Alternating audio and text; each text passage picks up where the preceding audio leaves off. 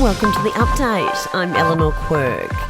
Israel is pointing the finger at Anthony Albanese for the firebombing of a Melbourne synagogue.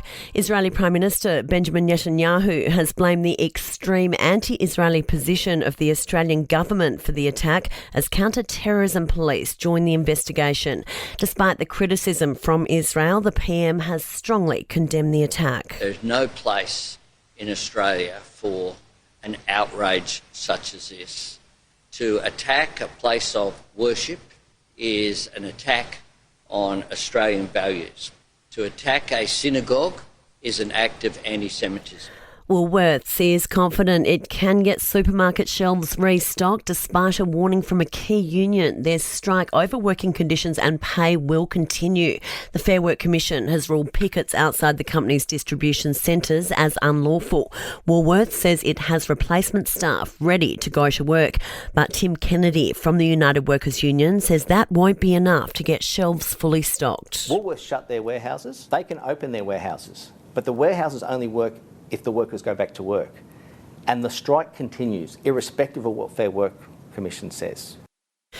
Melbourne billionaire Adrian Patelli has hit back at South Australian authorities in an Instagram video after he was accused of running an unlawful lottery. Dubbed Lambo Guy, he and his company are facing a string of charges relating to staging an illegal lottery. Mr Portelli says his business has contributed millions to the state's economy and argues prosecuting him for a tiny fraction of his fortune is a waste of taxpayers' money. It's maximum penalty of $190,000 fine. I'll round it up to 200 grand, call it even, and stop wasting people's money. And good news for those wanting to celebrate Christmas with a seafood feast. Prices for Aussie caught produce falling dramatically since last year thanks to a bumper season. Ian Hamilton from the Queensland Seafood Marketers Association says prawns should be plentiful. There's an abundance of stuff this year. Prawns, the catch has been massive along the East Coast and the Gulf as well. So compared to last year, bugs outpriced themselves, I feel, last year. They've come back a lot. They're probably going to be, 65 plus last year. They're probably going to be $40 to $50 a kilo, I'd say, around that price mark. Sport and entertainment are next. To sport, the Australian Open main draw entry lists have been released for January, with 11 Australians confirmed as starters, including Alex de Minaur and Nick Kyrgios.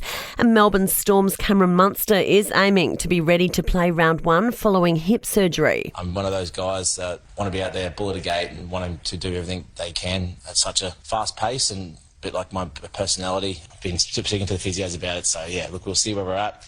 It's all about how well the body pulls up, and if I do everything and tick all the boxes that they want me to tick, then they can't hold me back. To entertainment, and Wicked star Ariana Grande has given an emotional and tearful response to the recent widespread commentary over her dramatic weight loss. I've heard every version of it, of what's wrong with me, and then you fix it, and then it's wrong for different reasons. It's hard to protect yourself from that noise. It's something that is uncomfortable no matter what scale you're experiencing it on. And I think in today's society there's a comfortability that we shouldn't have, commenting on others' looks, appearance.